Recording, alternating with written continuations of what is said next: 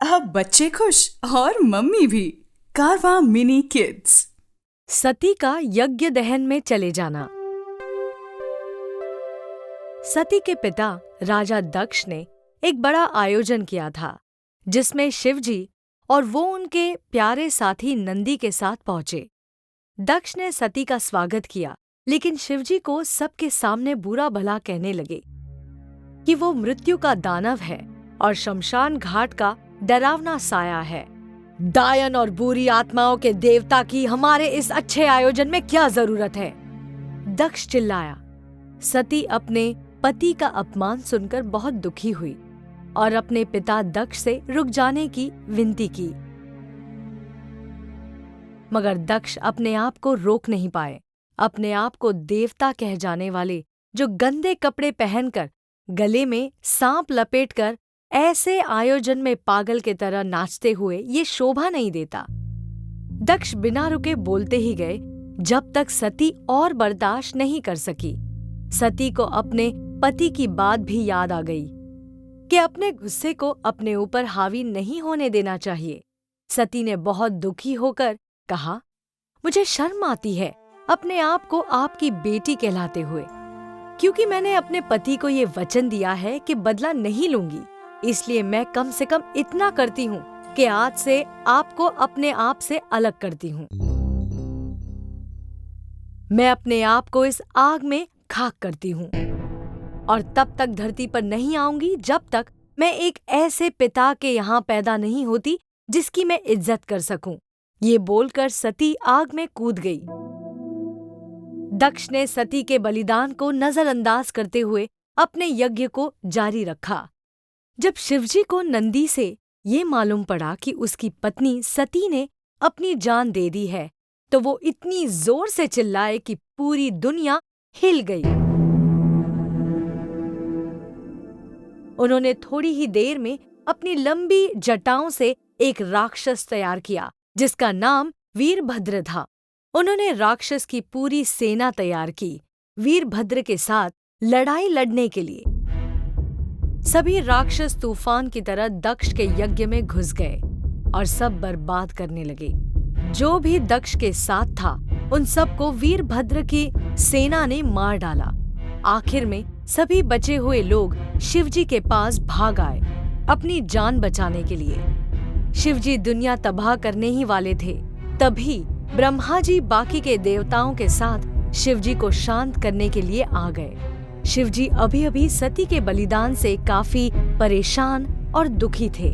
सभी देवताओं ने गुस्से से भरे शिवजी को शांत किया और दक्ष को माफ करते हुए यज्ञ पूरा करने की विनती की।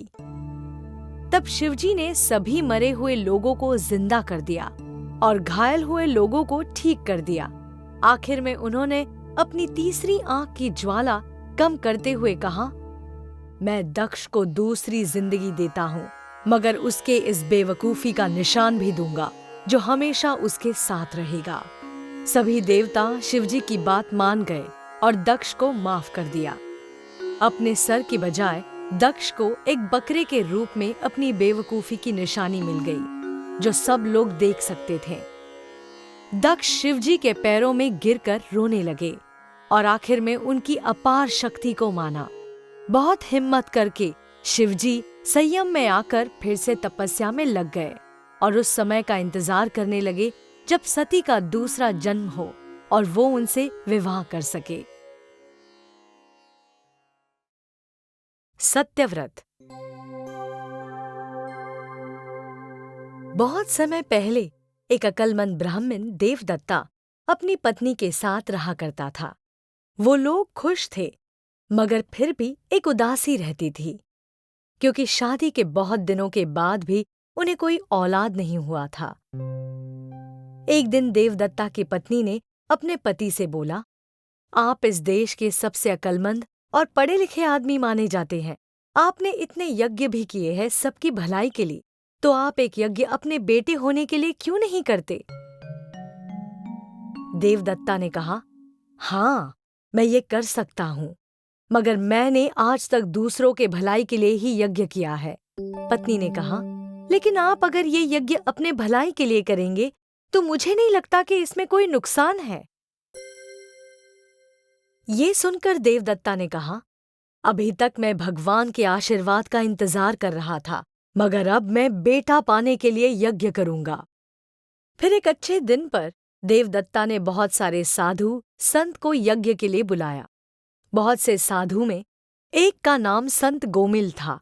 वैसे गोमिल अक्लमंद था, मगर यज्ञ के मंत्र पढ़ने में उसने गलती कर दी। तब देवदत्ता ने उसे बोला, मंत्र का जाप गलत है, इसलिए ठीक से करो। संत गोमिल गुस्सा हुए और उन्हें बेइज्जती महसूस हुई। उसने देवदत्ता को शाप दे डाला, ऐ बेवकूफ ब्राह्मण, तुम्हें लगता है कि तुम सबसे ज्यादा अक्लमंद हो? तुमने मेरा अपमान किया है। मैं तुम्हें श्राप देता हूं कि तुम्हारा बेटा बेवकूफ पैदा हो। ये श्राप सुनकर देवदत्ता हैरान हो गया। वो तुरंत संत गोमिल के पैरों पर गिर पड़ा और माफी मांगने लगा।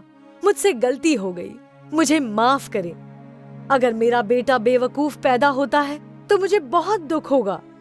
देवदत्ता की हालत देखकर गोमिल को दया आ गई और उसने बोला, श्राप तो वापस नहीं हो सकता, मगर एक बात हो सकती है कि तुम्हारा बेटा बड़ा होने के बाद ही अक्लमंद होगा। कुछ महीनों के बाद दोनों को एक बेटा पैदा हुआ। उन्होंने उसका नाम उतथ्य रखा। देवदत्ता ने अपने बेटे को पाठशाला भेजा, मगर श्राप होने की वजह से वो अनपढ़ ही रहा। ये खबर पूरे देश में फैल गई कि एक अक्लमंद ब्राह्मण का बेटा बेवकूफ है। लोग ताने मारने लगे, कितना अजीब है कि इतने पढ़े लिखे देवदत्ता का बेटा बेवकूफ निकल गया।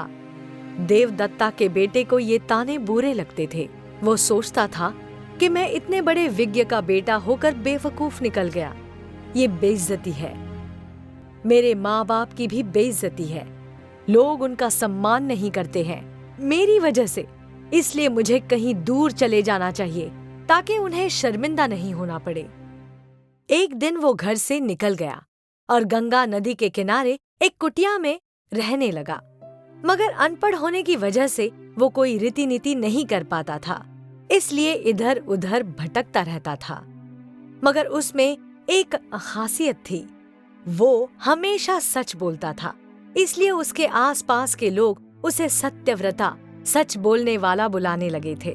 धीरे धीरे वो लोगों के बातचीत का मुख्य कारण बन गया और लोग कहते, इसे कोई रीति नीति नहीं आती, मगर इसके सच बोलने की आदत इसे दूसरों से ऊपर कर देती है। कोई उसका असली नाम नहीं जानता था सिवाय सत्यव्रत के। एक दिन सत्यव्रत अपने कुटिया के बाहर बैठा था। उसी समय एक घायल सुअर उसके सामने आ गया जिसको तीर लगा था। सत्यव्रता ने समझा कि उसे किसी शिकारी ने मारा है, इसलिए दया करके वो उस सुअर को अपने कुटिया में ले गया। तभी उसने शिकारी को अपने नजदीक आते देखा। वो सुअर को बचाने के बारे में सोचने लगा। वो झूठ बोल नहीं सकता था और अगर सच बोला तो उस सुअर की मौत का जिम्मेदार होता। तभी उसे एक उपाय सूझा। वो तुरंत ध्यान में बैठ गया। शिकारी ने उसे ध्यान में बैठा देख वो भी उसके पास बैठकर उसके उठने का इंतजार करने लगा। जब सत्यव्रत की आंखें खुली तो अपने पास शिकारी को बैठा हुआ पाया। तब बात टालने के लिए उसने शिकारी को जानवरों को नहीं मारने की सलाह दी। वो शिकारी सत्यव्रत की बातों से प्रभावित हो गया और उसके पैर पे गिर पड़ा और कोई जानवर नहीं मारने की कसम खाई।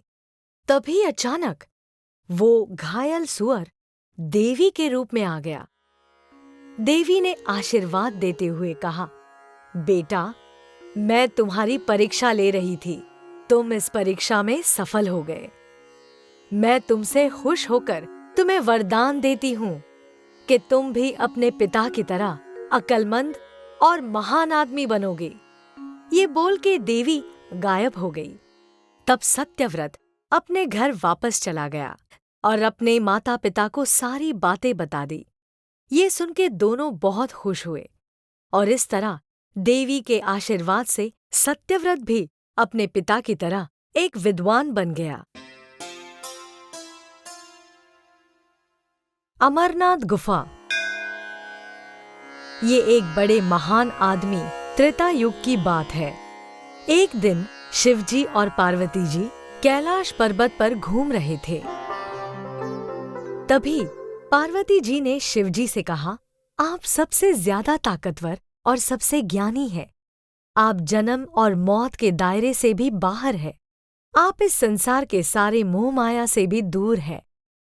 आप मुझे भी थोड़ा ज्ञान दे, जिससे मैं आपके साथ जिंदगी भर रह सकूं। शिवजी ने कहा, ठीक है, मैं तुम्हारी ये इच्छा जरूर पूरी करूंगा, मगर पहले एक शांत जगह ढूंढते हैं जहां कोई भी ना हो। आखिर में दोनों को हिमालय में एक बड़ी सी गुफा मिली जो बिल्कुल सुनसान थी और कोई भी नहीं रहता था। शिवजी ने कहा, मेरे ख्याल में ये सबसे अच्छी जगह है जहां हमें कोई परेशान नहीं करेगा। उन्होंने कुछ पक्षियां देखे। उन्हें भगाने के लिए शिवजी ने एक सांस ली तो सारे पक्षियां वहां से चले गए। शिवजी ने कहा, अब मैं तुम्हें एक अच्छी बात सिखाता हूं। मेरी हर बात बताने के बाद तुम्हें हाँ बोलना होगा, जिससे मैं समझ सकूं कि तुम मेरी बात सुन रही हो। पार्वती जी ने कहा, जी, मैं ध्यान से आपकी बात सुनूंगी और आपकी हर बात के बाद मैं हाँ बोलूंगी। तब शिवजी ध्यान में चले गए और अमर कथा सुनाना शुरू किया। पूरे गुफा में रोशनी आ गई और खुशबू से भर गया, मगर पार्वती जी पाठ के वक्त सो गई। कथा खत्म होने के बाद जब शिवजी ने आंखें खोली तो पार्वती जी को सोया हुआ पाया। शिवजी हैरान हो गए और पार्वती जी को उठाया। पार्वती जी बहुत शर्मिंदा हुई और माफी मांगने लगी। मुझे माफ कर दीजिए कि मैं कथा में सो गई। कथा इतनी अच्छी थी कि मेरी कब आंख लग गई मुझे पता ही नहीं चला। मगर शिवजी बहुत हैरान थे। उन्होंने कहा, पार्वती, जब तुम सो रही थी तो कथा के समय कौन हाँ बोल रहा था? मुझे लगता है यहाँ कोई और भी था जो हमारी कथा सुन रहा था। पार्वती जी भी हैरान थी।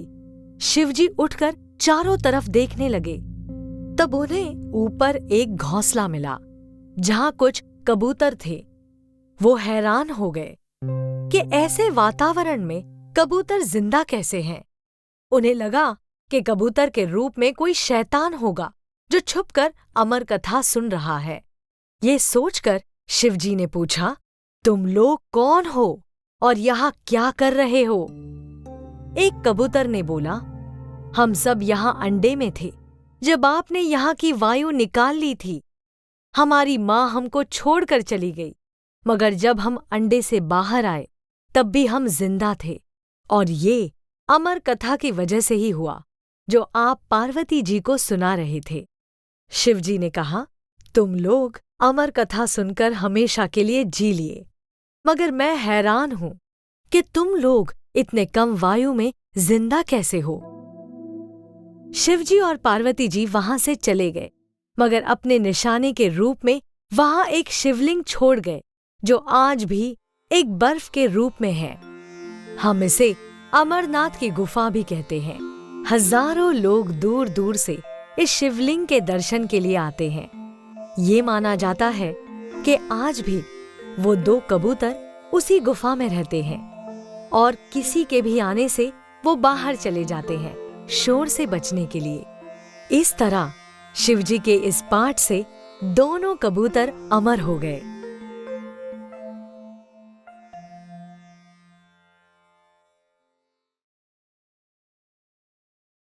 माखन चोर कन्हैया। जल्दी ही ये बात सबको पता चल गई कि यशोदा के लाल कृष्णा को मक्खन बहुत पसंद है। पहले पहले तो ग्वालिन कृष्णा को खुद उठाकर या हाथ पकड़कर अपने अपने घर ले जाती थीं और दही मक्खन खिलाती थीं। पर कुछ बड़े होते ही कृष्णा अपने दोस्तों के साथ ग्वालिनों के घर में घुसकर चोरी चोरी मक्खन खाने लगा। माखन चोर कृष्णा और उनका दोस्त घरों में घुसकर मक्खन और दही के मटके फोड़ते, कुछ खाते, कुछ गिराते। जब ग्वालिनों और वहां की औरतों ने मटके छत से लटकाकर रखना शुरू किए, तो कृष्णा अपने दोस्तों और भाई बलराम की पीठ पर चढ़कर मटके तोड़कर मक्खन चुराने लगे। ग्वालिनें कृष्णा की तोड़-फोड़ की शिकायत यशोदा से करतीं। ये शिकायतें दिन ब दिन बढ़ती ही गईं। मां यशोदा को गुस्सा आता, पर फिर कृष्णा का भोला चेहरा उनका सारा गुस्सा भुला देता था।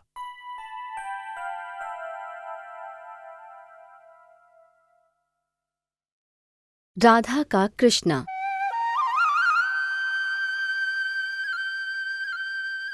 वैसे तो सभी लड़कियां सर से पैर तक कृष्णा के प्यार में डूबी थीं, पर राधा की बात ही कुछ और थी।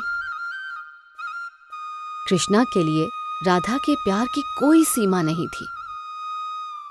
दूसरी लड़कियां राधा से थोड़ी जलती थीं और उससे थोड़ी नफरत भी करती थीं, लेकिन राधा की तरह अपने मन को कृष्णा के हवाले करने वाली और श्री कृष्णा से पूरे तन मन से प्यार करने वाली उन लड़कियों में कोई नहीं थी। राधा के तो हर जगह श्री कृष्ण बसे थे। उसके पूरे शरीर में मानो श्री कृष्ण का साया हो। श्री कृष्ण के लिए राधा ने कभी किसी की परवाह नहीं की।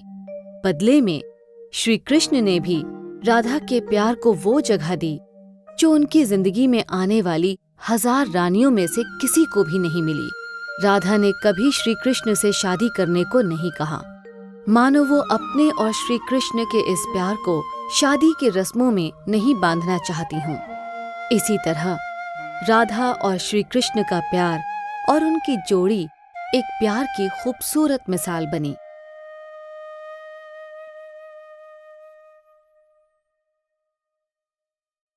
पवन पुत्र का अवतरण। एक दिन देवी अंजना आराम कर रही थीं। अचानक उन्हें महादेव शिव के दिए गए मंत्र का ध्यान आया। देवी अंजना की इच्छा इस मंत्र से चमत्कारी फल लेने में था। उन्होंने मंत्र का जाप करके पवन देव का स्वागत किया। पवन देव सामने आए और अंजना को आशीर्वाद देते हुए बोले, देवी, मेरे दर्शन से आपको एक बेटा पैदा होगा जो बहुत ताकतवर और बहादुर होगा। उसके अंदर वो सारी खूबियां होंगी। कपिराज केसरी और देवी अंजना अब बहुत खुश थे। देवी अंजना ने मंगलवार की पावन बेला में एक चांद जैसे नन्हे बच्चे को जन्म दिया। पवन देव के आशीर्वाद के कारण इस नन्हे बच्चे का नाम पवन पुत्र पड़ा और मां के नाम पर बच्चे का नाम आंजनेय रखा गया। आंजनेय के जन्म ने मां अंजना और कपिराज केसरी के जीवन को खुशियों से भर दिया। एक नकली पार्वती। एक बार शिव जी घूमने के लिए शौंतिपुरा नाम के एक शहर गए। उनके साथ बहुत सारी अप्सराएं और गंधर्व थे। पार्वती जी कैलाश पर्वत में ही छूट गई थीं। शिव जी बहुत अकेला महसूस कर रहे थे। उन्होंने नंदी से कहा, कैलाश पर्वत जाओ और पार्वती जी को बुला लाओ। नंदी कैलाश पर्वत जाकर पार्वती जी से चलने को कहते हैं, तो उन्होंने कहा कि मैं तैयार होकर जाऊंगी थोड़ी देर में। नंदी ने वापस जाकर ये खबर शिव जी को दे दी। शिव जी ने थोड़ा इंतजार किया, लेकिन जब पार्वती जी नहीं आईं, तो उन्होंने नंदी से कहा कि बिना उनको लेकर मत आना। तब अप्सराओं ने शिव जी के साथ मजाक करने का फैसला किया, जिसमें किसी एक को पार्वती जी का रूप धारण करना था। चित्रलेखा नाम की अप्सरा इस काम के लिए तैयार हुई। दूसरी अप्सरा उर्वशी ने नंदी का रूप धारण करने का फैसला किया और बाकी अप्सराएं पार्वती जी की साथी होने का नाटक करने लगीं। उनका दूसरा रूप इतना उत्तम था कि असली नकली की पहचान करना मुश्किल था। तब नकली नंदी नकली पार्वती जी को शिव जी के पास ले जाकर कहने लगा, पार्वती जी आ गई हैं, उनकी सभी साथी और दूसरी अप्सराएं भी आ गई हैं। शिव जी बहुत खुश हुए। वो असली नकली की पहचान कर ही नहीं पाए। जब एक मजाक चल रहा था, तभी असली पार्वती जी अपने साथियों और अप्सराओं के साथ वहां आ गईं। और ये सब देख सभी आश्चर्यचकित हो गए। कोई भी असली नकली की पहचान नहीं कर पा रहा था। आखिर में सभी अप्सराएं अपने अपने रूप में आ गईं और असली पार्वती जी सामने आ गईं। मगर ना ही शिव जी और ना ही पार्वती जी इस मजाक से नाराज हुए।